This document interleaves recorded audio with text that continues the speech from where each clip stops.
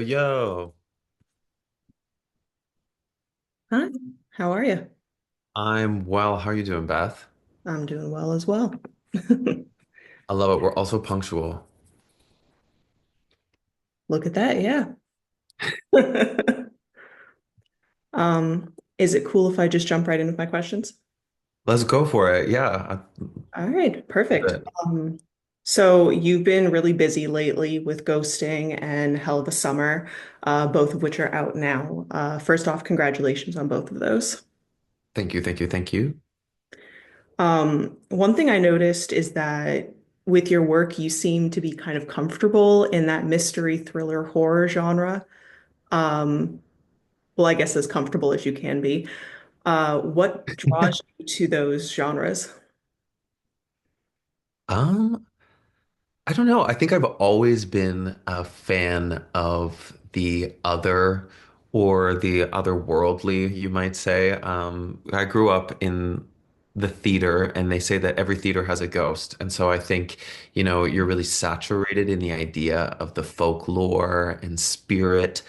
And then in terms of, scripted content, it's always the best stuff to get to do the supernatural.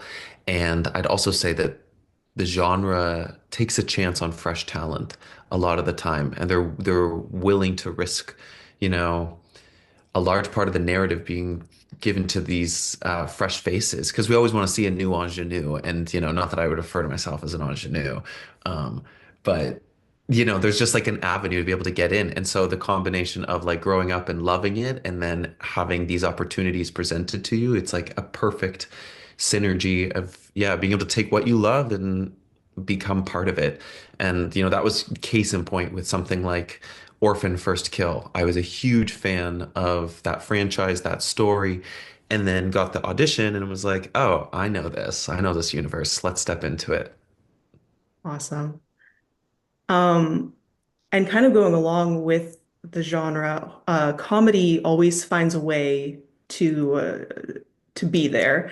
And I've always been really fascinated with the connection, especially between comedy and horror. And with Ghosting and Hell of a Summer, how does comedy fit into these, and what was it like balancing both genres? I think that they go part and parcel, horror and comedy. Because like fear and funny are the same emotion. Do you know how it's almost kind of like love and hate are so close? I think, being shocked and you can be shocked for any number of reasons, right? You watch a stand-up set and somebody says something that's shocking and you're so surprised, or a clown jumps out of a closet with a pitchfork and that's shocking too.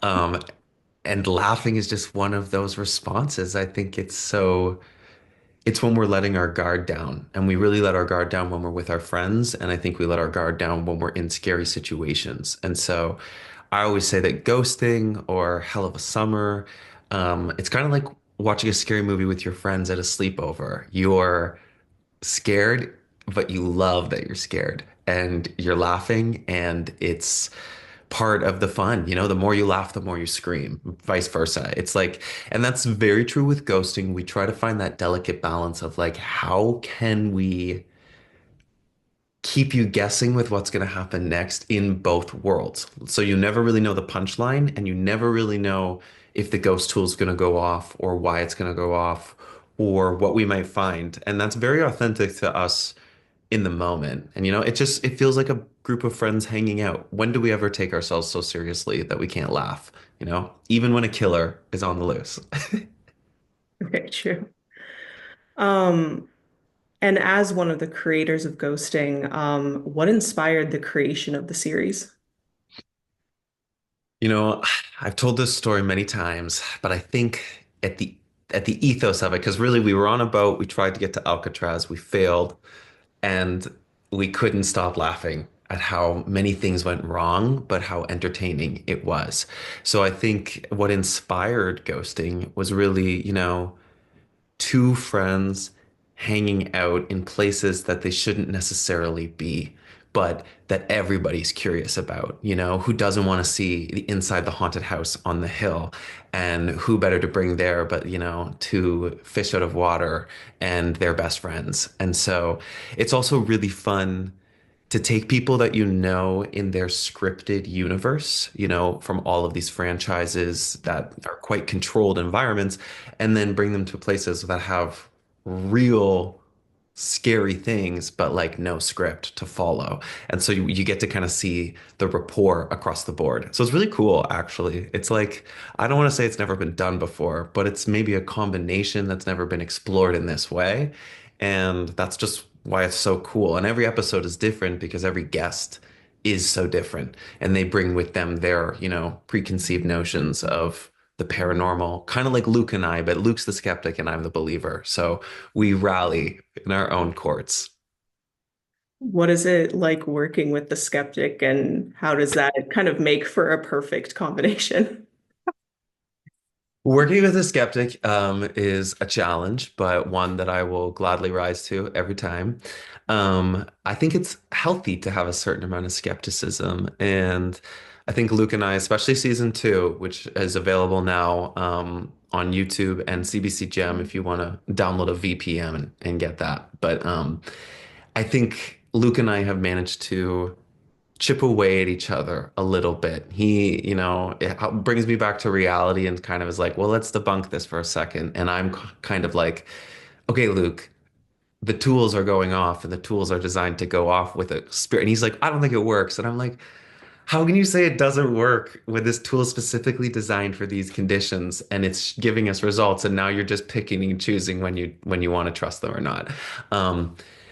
But I also think that's like life, it is like I think the climate we live in, in this economy.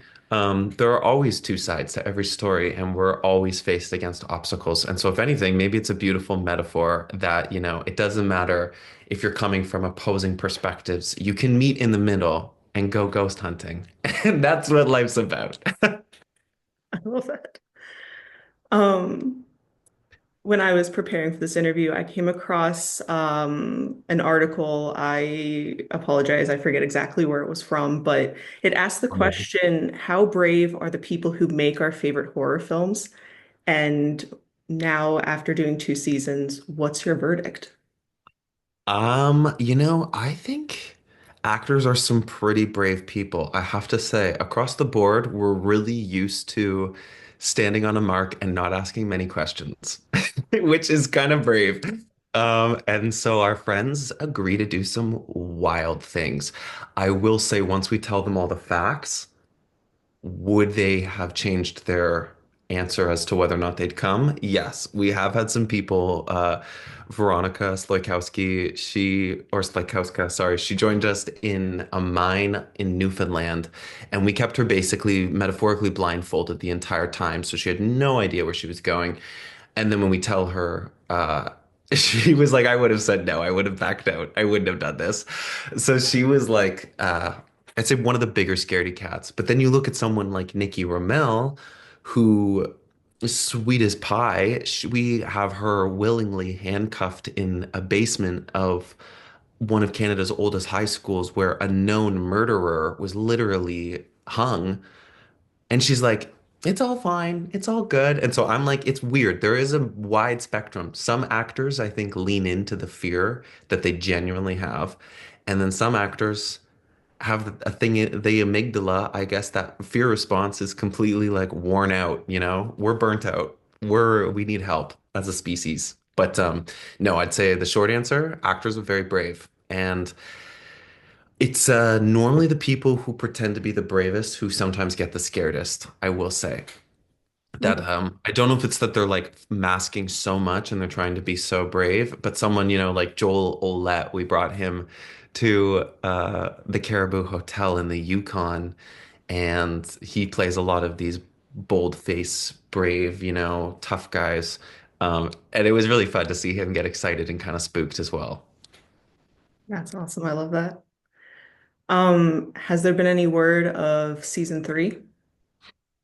I don't know. We've been asking the spirit boards. We've been using all of the tools. No, truthfully, we're still kind of at the tail end of rolling out season two. And so we're getting a really strong reception there. A couple of clips have gone viral on TikTok. Me making out with a ghost apparently resonated with our audience, which is great. Shout out to that soldier at Fort Henry. I miss you. Um, and so, yeah, no, we would love a third season if it's possible. There are still many corners of the country we haven't explored. And I mean, if we're talking, let's put this out there, let's get ghosting franchised internationally. There are ghosts all over this world. Let's see other duos from other countries take on their backyards and sort of bring their friends with them. I don't know. I don't think this idea is contained to any one country. Let's see it all over, you know? That would be fun for sure. Yeah. Sure. Um, if you were to get a season three, is there any place in particular that's like on your bucket list to visit? Okay, well, we joke every season like we still want to get to Alcatraz. We really do. We know we've been in Canada a lot, but if we could make it to one place, it would be Alcatraz. Or there's a place up here called the Kingston Penitentiary, which is known as the Alcatraz of the North, which would also be really cool. Um, but we also know that if we do another season, we might want to dive into some of the like witch trials that happened in New France, which is part of Canada. And so there are some, interesting pieces of history that we weren't able to include in our first two seasons for any number of reasons. When you're making a show, you learn that necessity is the mother of invention, and but I have to believe that the ghosts help us get to them to tell the stories we need to tell when we tell them. Do you know what I mean? Like we were the first team to investigate so many of these locations in season two, which is just insane to me. I think like how long have these spirit stories been sitting kind of dormant? And then like why Luke and I, these two flaming homosexuals from Canada come up and like tell their story. Why now? But anyway, maybe now is the time. Um, and kind of connecting back to Hell of a Summer, I'm sure there are quite a few summer camps that are haunted as well. Is it too soon to go back to one of those or? No, it's not soon enough, actually. We looked for a haunted summer camp because we brought Krista Nazaire, who's also in Hell of a Summer season two. She joins us for ghosting. And we were trying to find a haunted summer camp that we could bring Krista to. The closest we got was a pioneer village that had all of these houses on it. So it was very reminiscent, very creepy. There was not an axe murderer on the loose, but there were a bunch of spirits. And it felt so much like when we were filming Hell of a Summer because it was just so much fun. We were up all night. We were screaming our faces off, and it was the same in both cases. And yeah, Krista was amazing. It was so fun to get to bring her on to ghosting. I would bring the whole cast on if I could, but man, I don't know if I can afford the whole cast. There's some pretty talented people. Um, I'm glad that you mentioned that the parallels with between Ghosting and Hell of a Summer because I also noticed that it was like actors stepping up into more roles. So like obviously you are wearing many hats with Ghosting, and then we have Finn and Billy who are essentially doing the same thing with Hell of a Summer. What was it like? I don't know which was filmed first, but like what was it like going through that process and then seeing other actors going through the same process? Yeah, it's so funny. The two projects are kind of related in terms of their timeline. The trip that Luke and I went to Alcatraz or tried to was the same trip that I literally auditioned for Hell of a Summer, and Luke helped me make that self-tape. So the two projects kind of got sent out into the ether at the same time, and came to fruition around the same time too, which is really cool. So it was while filming Hell of a Summer, I was taking meetings with Luke and the network, and we were discussing the possibility of this thing becoming real. And yeah, by the time, we finished filming it, we had gotten word that it was like 90% going to happen. And yeah, it was really encouraging to see Finn and Billy step into their roles. You know, they're directors, they're writing, they're acting, they're jumping in front and behind the camera. And if anything, it kind of just gave me a vote of confidence that I could do that too. And not only could I do it, but I wanted to do it. And, you know, they made it look effortless and fun. And so those were things that I wanted to make sure I also provided on a set with Luke. You know, it was like, okay, these boys have done such a great job. Let me rise to the occasion as well. And it's not easy. I gotta say, Finn and Billy made it look a lot easier than it is, but it's a lot more brain power than you might think.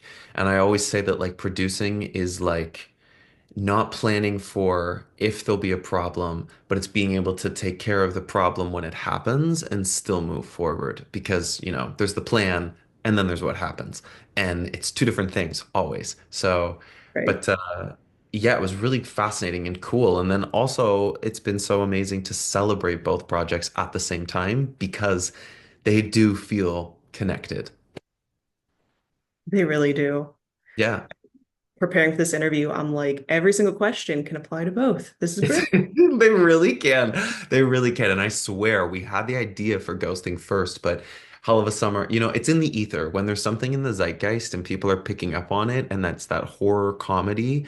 Um, yeah, it's just, you know, if it's a good idea, it's we called it low-hanging fruit the whole time, and not to diminish either idea. It's like it's there, so grab it. It's ripe for the taking. The people want it. Give the people what they want. It's not rocket science. It's just entertainment. And so that's what's beautiful about each thing. It doesn't take itself too seriously, and that's the best part about them.